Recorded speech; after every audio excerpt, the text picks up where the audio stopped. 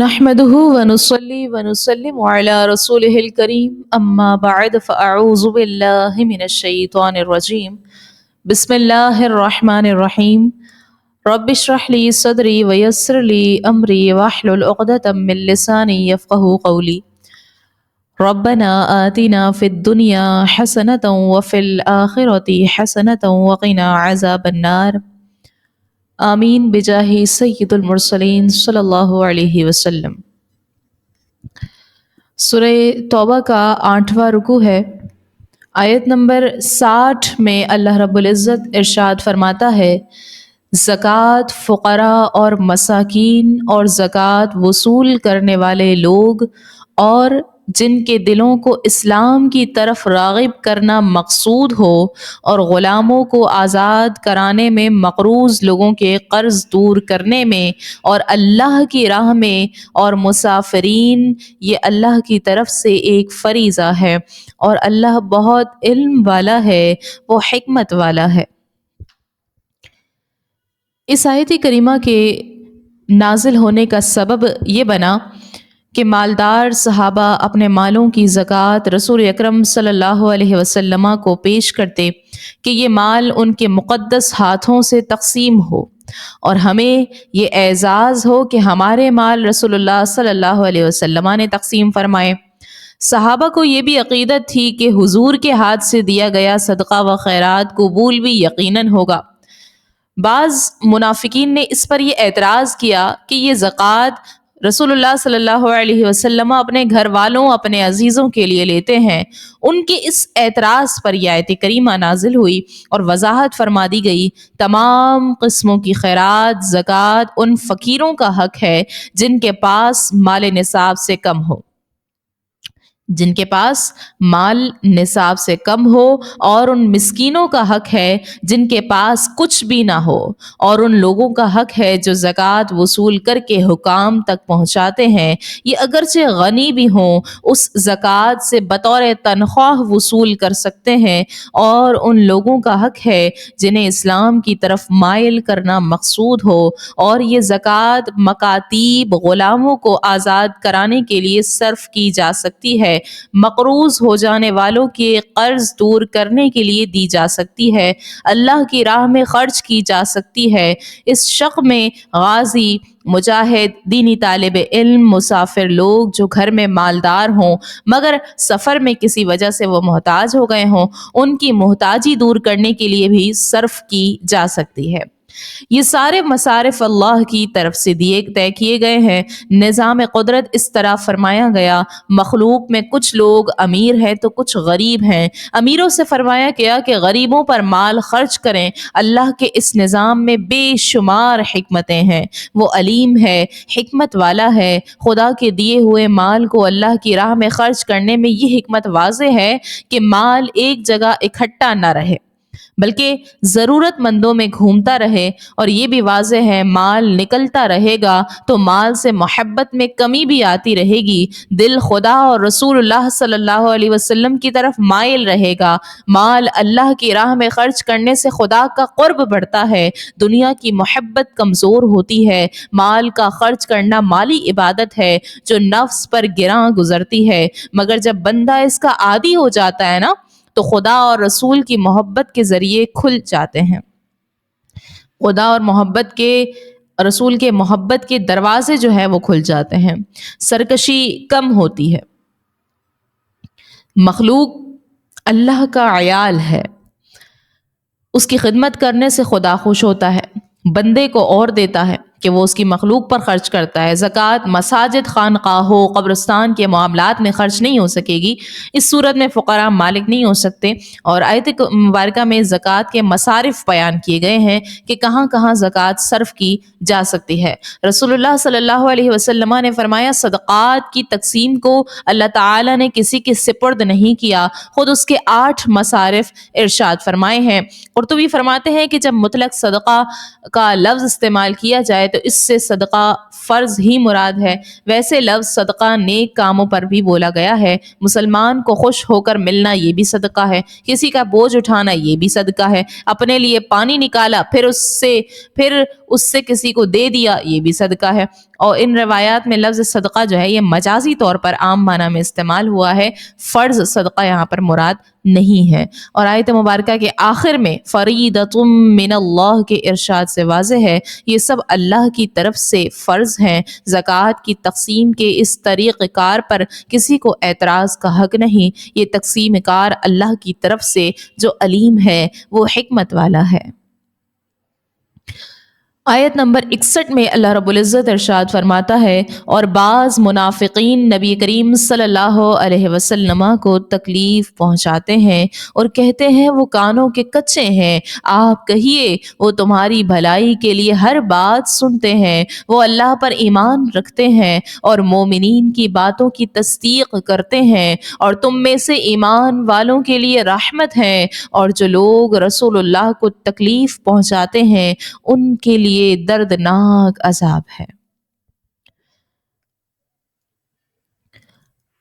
پچھلی آیات میں منافقین کی گستاخیوں کا ذکر تھا، اور اس آیت مبارکہ میں بھی ان کی ایک اور بدتمیزی کا ذکر کیا گیا ہے۔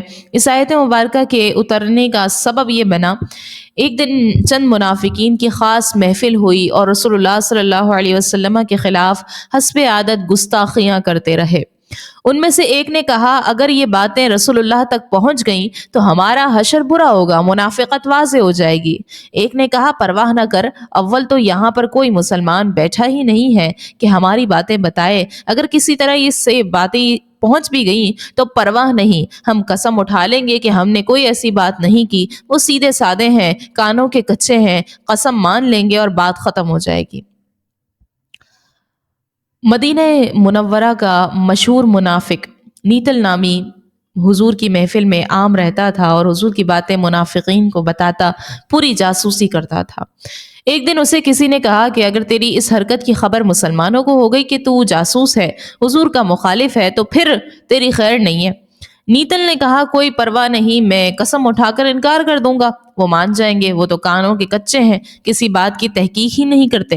تو تب یہ آیت کریمہ نازل ہوئی۔ مفہوم دونوں روایتوں کا ایک ہی ہے، اور آیت مبارکہ سے ایک خاص بات واضح ہوتی ہے، منافقین کی حرکات سے رسول اللہ صلی اللہ علیہ وسلم کو تکلیف ہوتی ہے۔ ان کی مجلس میں کوئی مسلمان ہو یا نہ ہو، تکلیف پہنچنے سے واضح ہے ان کی حرکات رسول اللہ صلی اللہ علیہ وسلم سے چھپی نہیں ہے۔ اگر محبوب فوری گرفت نہیں فرماتے تو وہ ان کی رحمت ہے، شفقت ہے، جس سے اپنے پرائے سبھی فائدہ اٹھاتے ہیں۔ آیت مقدسہ کے آخری الفاظ مبارکہ لہم عذاب علیم، انہیں دردناک عذاب ہوگا، یہ الفاظ بتاتے ہیں کہ رسول اللہ صلی اللہ علیہ وسلم کی مخالفت، غیبت، شکوہ بدترین جرم ہے، جس کی وجہ سے ایسا کرنے والا دردناک عذاب میں ہوگا۔ وہ لوگ جو صبح و شام دن رات کتابوں میں ایسی باتیں تلاش کرتے رہتے ہیں کہ کسی طرح حضور کے خلاف بات ملے اور اس کی تشہیر کی جائے،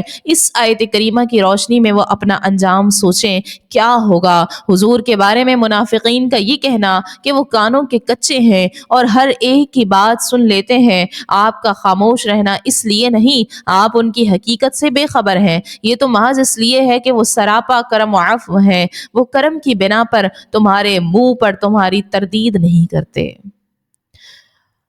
آیت نمبر 62 اور 63 میں اللہ رب العزت ارشاد فرماتا ہے تمہارے سامنے اللہ کی قسم کھاتے ہیں کہ تمہیں راضی کر لیں، اور اللہ اور اس کے رسول کا حق زیادہ تھا کہ اسے راضی کرتے اگر وہ ایماندار تھے۔ کیا انہیں علم نہ تھا جو اللہ اور رسول کی مخالفت کرے، بے شک اس کے لیے جہنم کی آگ ہے، اس میں ہمیشہ رہے گا، یہ بہت بڑی ذلت اور رسوائی ہے۔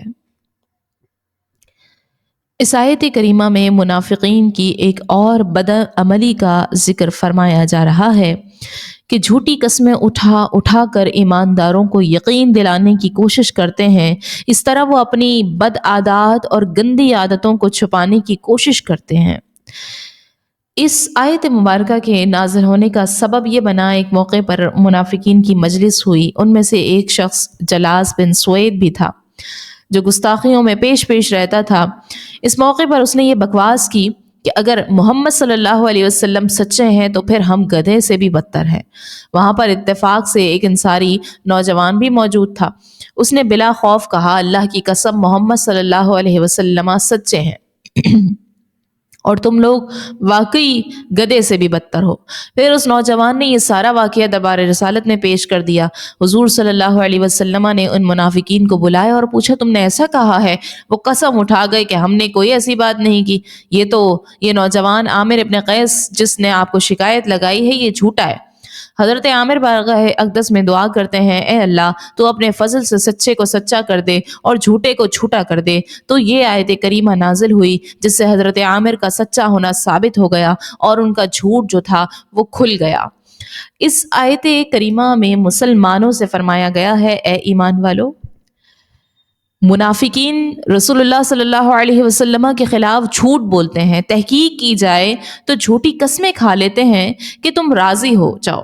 انہیں چاہیے کہ اللہ اور اس کے رسول کو راضی کرتے، وہ جھوٹی قسموں سے راضی نہیں ہوتے، وہ تو اخلاص کو دیکھتے ہیں۔ کیا یہ جانتے نہیں کہ اللہ اور رسول کی مخالفت کرنے والا جہنمی ہے اور ہمیشہ عذاب میں رہے گا، جو بڑی ذلت ہے؟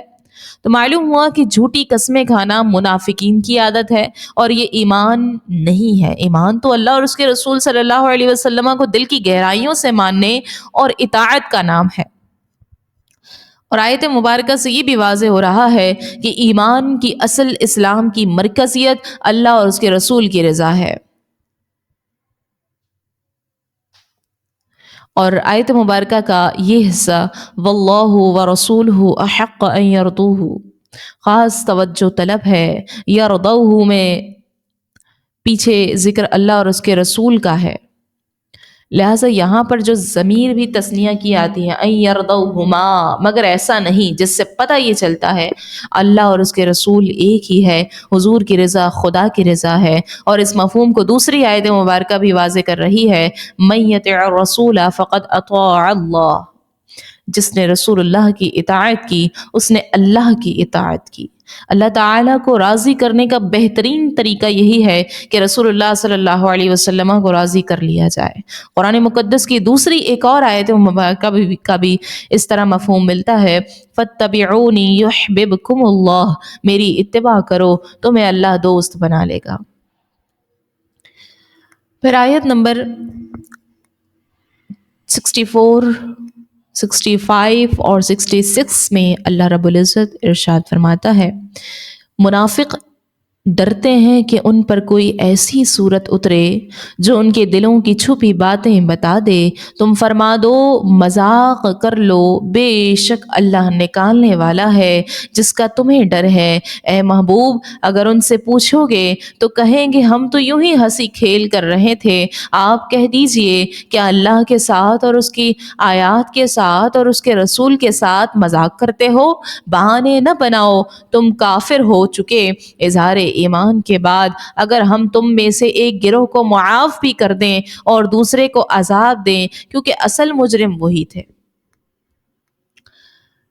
پچھلی آیت مبارکہ میں منافقین کے بارے میں ذکر تھا کہ ان کی آخرت خراب ہے، عذاب میں جائیں گے، اور اس آیت پاک میں ارشاد ہے ان کی دنیا بھی خراب ہے، دل کی ہر لمحہ بے چینی، منافقت ظاہر ہو جانے کا ذکر، دوزخ کا کھٹکا، یہ ایسے کام ہے جو انہیں ہر لمحہ پریشان رکھ کر ان کی زندگی کو بھی برباد کر رہے ہیں۔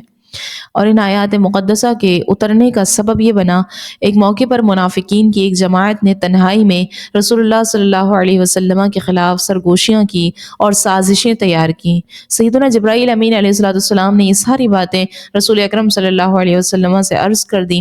حضور نے خطبہ دیا اور فرمایا کچھ لوگوں نے ہمارے خلاف سازشیں کی ہیں، انہیں چاہیے کہ وہ توبہ کر لیں، میں ان کے لیے دعا کروں گا۔ وہ لوگ حضور کے ارشاد کو سن بھی رہے تھے مگر ان میں سے اٹھا کوئی بھی نہیں تھا۔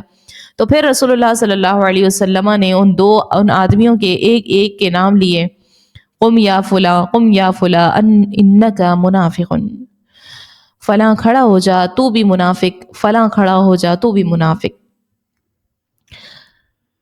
جب منافقین کی اس مجلس کے سارے لوگوں کے نام سنا دیے جو 11-12 کی تعداد میں تھے، اب ان منافقین نے معذرت کی اور کہا ہمیں معاف کر دیا جائے۔